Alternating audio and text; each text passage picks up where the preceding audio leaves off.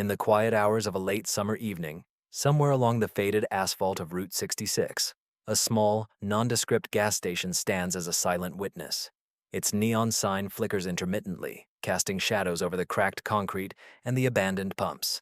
Beneath that flickering glow, a single weathered leather briefcase was left behind, unnoticed by the passing traffic. This briefcase would become the first fragment of a puzzle that, decades later, would reveal itself as a carefully concealed network of disappearances stretching across a handful of counties in southern Missouri and northern Arkansas. If you've ever seen a case like this, leave a trace in the comments. Sometimes, one forgotten memory changes everything. The story begins in the early 1980s in the small town of Pine Ridge, Missouri, a place where everyone knows everyone, or so it seems. A town where the local diner, the Silver Spoon, serves coffee with a side of gossip, and the sheriff's office is a modest, brick building with a history as old as the town itself. It was here that Michael Lawson, a man with a reputation for dedication, took his first steps into the shadows lurking behind the town's veneer of normalcy. Lawson was a decorated officer, known for his meticulous attention to detail, but beneath that veneer lay a mind constantly searching for anomalies, for patterns others refused to see. One crisp autumn morning, a farmer named Tom Jenkins discovered a small, battered suitcase in the back of his barn. It was hidden beneath a stack of old hay bales, tucked away as if deliberately concealed. When Jenkins opened it, he found nothing overtly suspicious. Just a few photographs, a faded handwritten note, and a set of small coded symbols. The photographs depicted empty, nondescript houses and isolated back roads. The note contained a series of numbers and abbreviations that made little immediate sense. Jenkins, a simple man, assumed it was old memorabilia left by the previous owner. He stored the case in his garage, out of sight and out of mind. But that was only the beginning. Within weeks, other residents reported similar discoveries: abandoned suitcases, cryptic notes, and strange symbols painted on walls in remote areas. Law enforcement, initially dismissing these as prank cases, began to notice a pattern. The locations were never random. They formed a loose network of points across the rural landscape, each linked by old highways, forgotten dirt roads, and discreet meeting spots. These were not random acts of mischief. They were deliberate, coordinated. What they found next changed everything. In 1985, during a routine search of an abandoned motel outside of Mountain View, Arkansas, deputies found a hidden room behind a false wall. Inside, they uncovered a ledger, an intricate record of names, dates, and coded transactions. The ledger was meticulously maintained, with entries that hinted at a clandestine operation involving shadow transfers, private agreements, and references to the network. The ledger's pages contained references to the operation, but what was most chilling was the recurring mention of the house in Pine Ridge, linked to a series of disappearances that had long puzzled residents. And this is where things get strange. The ledger suggested that these disappearances were not accidental or coincidental. Instead, they appeared to be part of a larger scheme, one involving safe houses, covert transfers, and what appeared to be a methodical removal of individuals. The names listed ranged from local farmers and small business owners to transient workers passing through the area. No official explanation could account for the fact that some of these individuals vanished without a trace, only to be replaced in the community by unfamiliar faces, often with no verifiable background. From this moment on, no one was safe. The investigation expanded, but as law enforcement dug deeper, they encountered resistance. Files went missing. Witnesses suddenly became uncooperative. The local sheriff's department, led by Sheriff Daniel Harper, appeared to be caught in a web of silence. Harper, a man with decades of service, seemed to be hiding something, his official records strangely clean. Yet his office was filled with small cryptic notes and photographs pinned to bulletin boards. Among them, a child's drawing of a house with a single figure standing in front, scrawled in crayon beneath a string of numbers. Would you have trusted them? The key turning point came in 1987 when a young woman named Karen Whitmore disappeared from her home in nearby Rogers County. Her family reported her missing after she failed to show up at her job at the local diner. But what made her case different was the discovery of a torn piece of fabric and a crumpled photograph in her bedroom, both linked to the network. A nearby neighbor, who had been wary of Whitmore's late-night outings, came forward with a startling revelation. She had seen Karen meeting with a man in a dark truck near the old mill outside of town. But there was one detail no one talked about. The police investigation revealed that in the weeks leading up to her disappearance, Karen had been asking questions about the old house on the outskirts of Pine Ridge, a house abandoned since the 1950s, with a reputation among locals as cursed or haunted. But the truth was far darker. The house was a key node in the network, a meeting point, a transfer station, possibly even a staging ground for the disappearances. Its walls bore faint, almost imperceptible markings, remnants of a code that no one had deciphered fully. It looked like coincidence, until they found the document. A secret report, handwritten and buried deep within the sheriff's files, surfaced after a routine audit. Its contents suggested a pattern of shadow transfers that involved not only the victims but also a series of discreet agreements with unnamed parties. The document hinted at Operation Veiled, a covert program with roots extending back into the late 1970s, possibly earlier. The language was clinical, detached, almost as if it was describing a biological experiment rather than human lives. From that day, the city was never the same. The authorities made arrests, small-time operators, local businessmen, and some individuals with connections to the network. But many key figures disappeared before they could be interrogated thoroughly. Some were found dead, others vanished without a trace. Their families could only speculate about what happened, unable to find closure. The trail led to a series of secret meetings held in motels along Interstate 49, in parking lots behind quiet diners, and within the walls of an abandoned textile mill outside of Batesville. These meetings were often described as private and confidential, with participants exchanging coded messages and small, discreet transfers. But someone knew far more than they admitted. In 1990, a whistleblower surfaced, a former investigator from a neighboring county who had been quietly dismissed after uncovering evidence that implicated high-ranking officials. This individual, known only as Agent D, revealed that the operation was more extensive than anyone had realized. It involved a network of shadow operatives who specialized in clandestine transfers, often using untraceable cash, coded communications, and safe houses that were never officially documented. The operation's goal remained unclear. Was it human trafficking, clandestine experimentation, or something else entirely? And this is where the plan started to fall apart. The leak prompted a series of hurried investigations, but the deeper authorities looked, the more they encountered dead ends. Files were shredded, witnesses silenced, and the entire operation seemed to evaporate overnight. Yet pieces of evidence persisted. An old badge left on a sheriff's desk, a creased letter found in a diner booth, a child's drawing taped to a refrigerator in a suburban home. These remnants hinted at a truth too dangerous to fully confront. Only years later did its meaning become clear. One last document surfaced, a series of photographs taken from a hidden camera showing a nondescript house in Pine Ridge. Among the images was a particular shot, a figure in a dark coat standing in front of the house, watching. It was then that everything began to spiral out of control. The images suggested that some part of the network was still active, still watching, still waiting. The question remained, what was the true purpose of this operation? Who was behind it? And how many lives had been quietly erased in its name? They tried to hide this detail, but it was already too late. No matter how much they denied, the truth lingered beneath the surface, an unsettling reminder that beneath the quiet veneer of small-town life, dangerous secrets are often buried just out of sight. The network's roots ran deep, intertwined with local power, with government silence, with the unspoken fears of those who knew too much. And in the end, perhaps the most haunting question remains. What did they really do in that house in Pine Ridge? What was the full scale of the operation, and who was truly in control? You've heard it now. You can't unhear it. What would you have done? Would you have trusted them? Or would you have looked a little closer at that old briefcase in the barn, that crumpled photograph on the fridge, that child's drawing on the wall? The secret is out, but the silence persists. Subscribe before this one disappears. The silence surrounding the operation was not accidental. For years, the whispers persisted among the quietest corners of law enforcement and local communities, an unspoken acknowledgement of a truth too dangerous to fully articulate.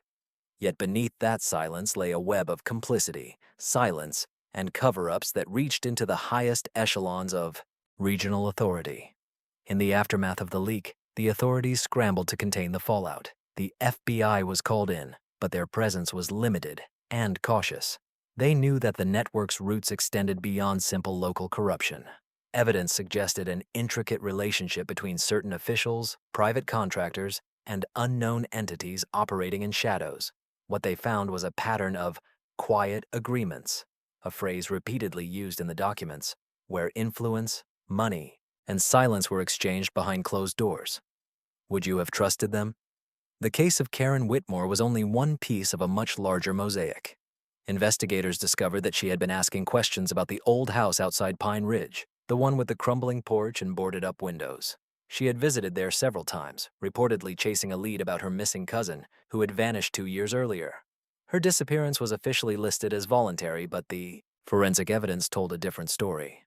A small smear of blood on the floor, a torn piece of fabric, and the faint scent of chemicals suggested something far more sinister. From this moment on, no one was safe. The pattern of disappearances was carefully orchestrated. Victims often had no connection to each other, no common background, no obvious motive, yet their disappearances followed a distinct pattern: a brief encounter, a cryptic message, and then silence. The network appeared to be designed to operate in the shadows, moving individuals through a series of safe houses, each more discreet than the last. The transfers often involved coded language: the package, the exchange, the drop. Terms that, when pieced together, revealed a chilling level of organization. And then, the unexpected happened. In 1992, a young journalist named Emily Carter from the Springfield Gazette began digging into the case.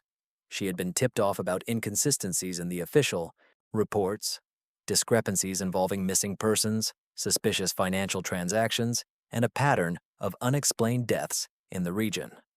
Emily's persistence led her to find a series of old interview tapes with residents who had refused to speak publicly. People who hinted at the house, the secret meetings, and the quiet men in the dark trucks. She was close to uncovering something profound, something that could threaten the entire operation. But that was only the beginning. One evening, Emily received a threatening anonymous call. Her voice was muffled, but the message was clear: "Stop digging, or you'll be next." The next day, her car was vandalized, and her notes were stolen from her office. She persisted, however, driven by an instinct that told her the truth was buried beneath layers of lies. Her breakthrough came when she uncovered a series of coded messages hidden within old newspaper archives, referencing a project with a code name: Operation Veiled. Boo, what they found next changed everything. In the depths of the local library's microfilm archives, Emily uncovered a series of photographs taken in the late 1980s. Images of the house, the same one Karen Whitmore had visited. In one shot, a figure in a dark coat stood just outside the door, watching.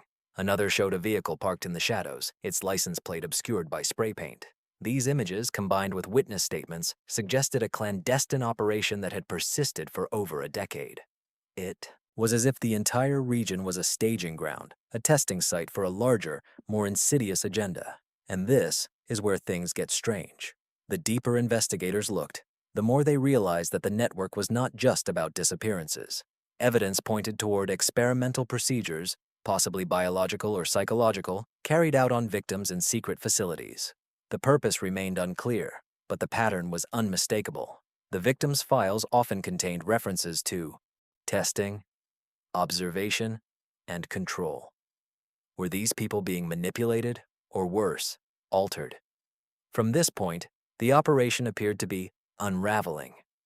In 1994, a series of raids uncovered a hidden laboratory beneath an old warehouse outside Batesville. Inside, investigators found equipment that looked more like a makeshift research station than a typical crime site: sealed chambers, chemical storage, and dozens of photographs of individuals, some alive, many seemingly in distress. A ledger, found near the equipment, listed subjects, transfers, and outcomes, but the language was ambiguous enough to suggest a cover-up. The key question remained: what was the ultimate goal? They thought they knew the truth. They were wrong. The evidence pointed toward a clandestine project with roots far deeper than anyone suspected. The operation seemed to be driven by a core group, individuals with influence in law enforcement, local government, and private sectors, working to manipulate or experiment on human subjects under the guise of security and public good. The motives could range from covert psychological research to more sinister agendas involving control and power. And yet, the most unsettling part of this story isn't even that. It was then that everything began to spiral out of control. A sudden leak from inside the FBI, coupled with a series of unexplained disappearances of key investigators, suggested that the network had eyes everywhere. Whistleblowers vanished, files were erased, and the entire case was buried again, this time deeper than before. The operation's true scope remained hidden, tucked away behind layers of deception. The only remaining clues were small, seemingly insignificant. An old badge left on a desk, a creased letter in a dusty filing cabinet, a fragment of a photograph of a house with no address, but unmistakable features. Only years later did its meaning become clear.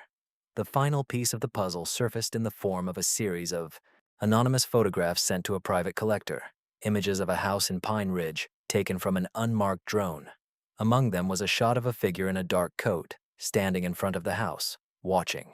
The images hinted that some part of the network was still active, still watching, and possibly still experimenting. What was the full scope of this clandestine operation? Who truly ran it? And what was the ultimate purpose behind the disappearances? The answers remain hidden, buried beneath layers of silence and fear. The house in Pine Ridge, the secret meetings, the coded messages, these are not relics of a bygone era.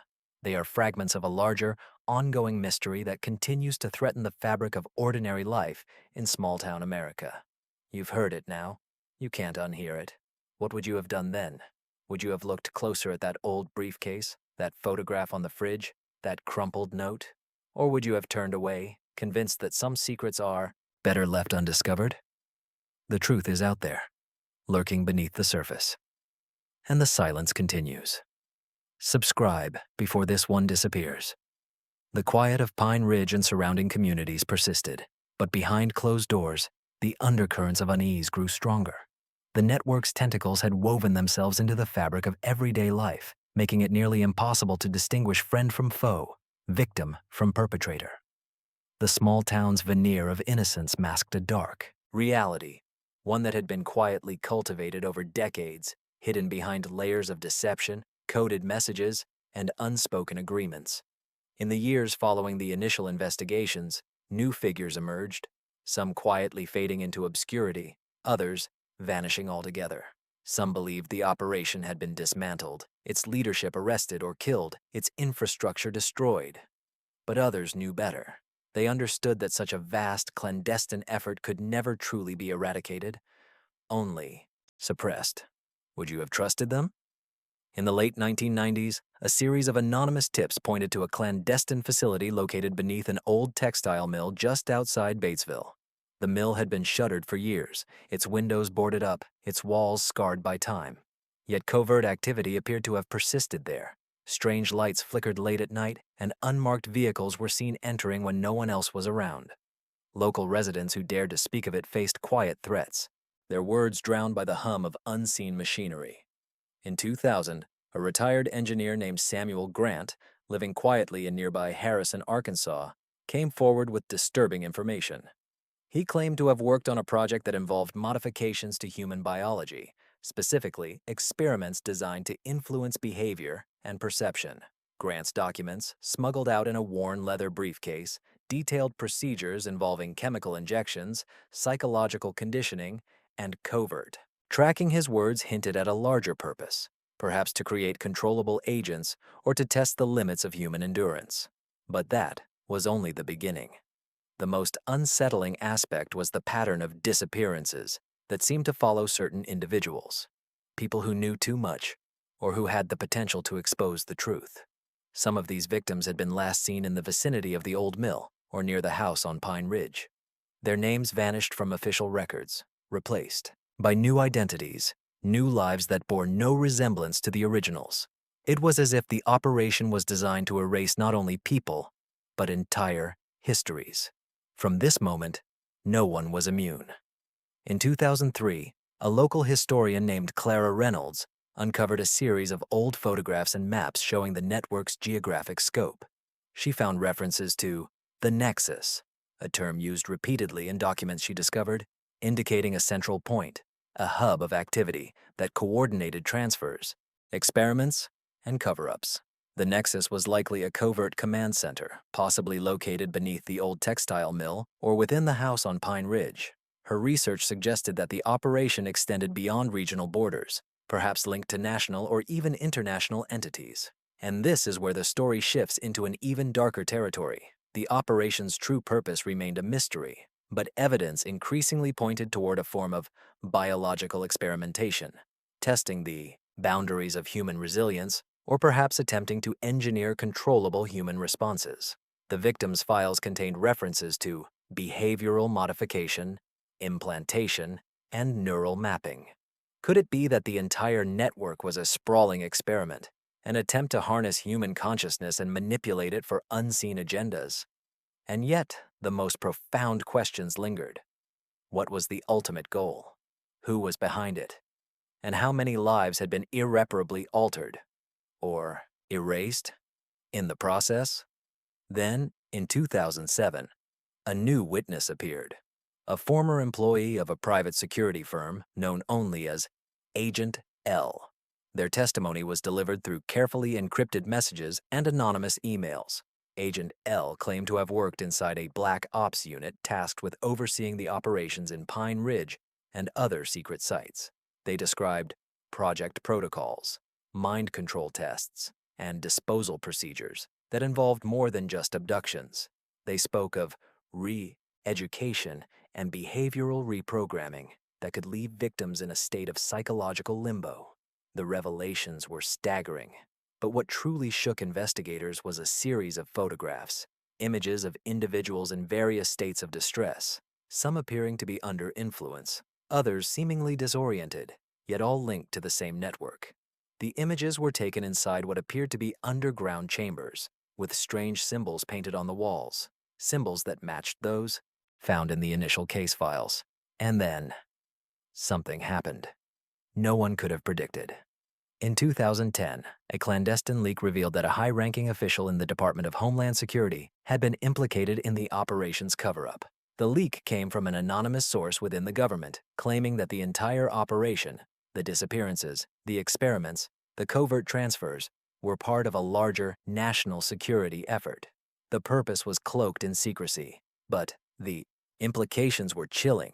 An ongoing project to manipulate human behavior on a mass scale, possibly for control or influence. The leak also pointed to a hidden agenda, Project Dominion, as it was called in internal memos, aimed at creating a new class of operatives, individuals who could be remotely influenced or controlled without their knowledge. The scope was vast, extending into military, intelligence, and private sectors. From this point, the investigation was officially shut down. Files were classified, witnesses disappeared, and the truth was buried again beneath layers of bureaucracy and silence. But the evidence persisted. Small, overlooked details that refused to fade. A creased letter found tucked inside a box of old books at a secondhand store. A badge left behind on a desk at a defunct sheriff's office. A child's drawing of a house, pinned to a refrigerator in a suburban kitchen, with the words, "Stay safe," scrawled beneath it in trembling handwriting. These fragments hinted at something more insidious, a secret that refused to stay hidden. Only years later did the full extent of this operation become clear. In 2015, a series of clandestine photographs surfaced online, images of a house in Pine Ridge, eerily similar to the one from the original case. Among them was a shot of a figure in a dark coat, standing silently, watching from the shadows. The images suggested that some part of the network was still active, still watching, and perhaps still conducting experiments. What was the true purpose of this network? Was it ever truly dismantled, or was it merely dormant, waiting for the right moment to reawaken? The answers are elusive. The house in Pine Ridge remains abandoned, yet rumors persist of strange lights flickering in its windows late at night. Reports of people hearing whispers, footsteps in the woods, and unexplainable sensations continue to circulate among the locals. Some say that the operation never stopped. It simply went. deeper into the unseen layers of power that govern the shadows of American society. You've heard it now. You can't unhear it. What would you have done then? Would you have looked closer at that old briefcase in the barn, or questioned the neighbor who always seemed to know more than they let on? Or would you have turned away, convinced that some secrets are better left buried? The truth is out there, woven into the fabric of this quiet region. The house, the network, the disappearances, they are not isolated incidents. They are pieces of a much larger puzzle that continues to threaten the fabric of American life, hidden behind layers of silence and guarded by those who prefer the shadows. Subscribe before this one disappears, because some secrets refuse to stay hidden forever.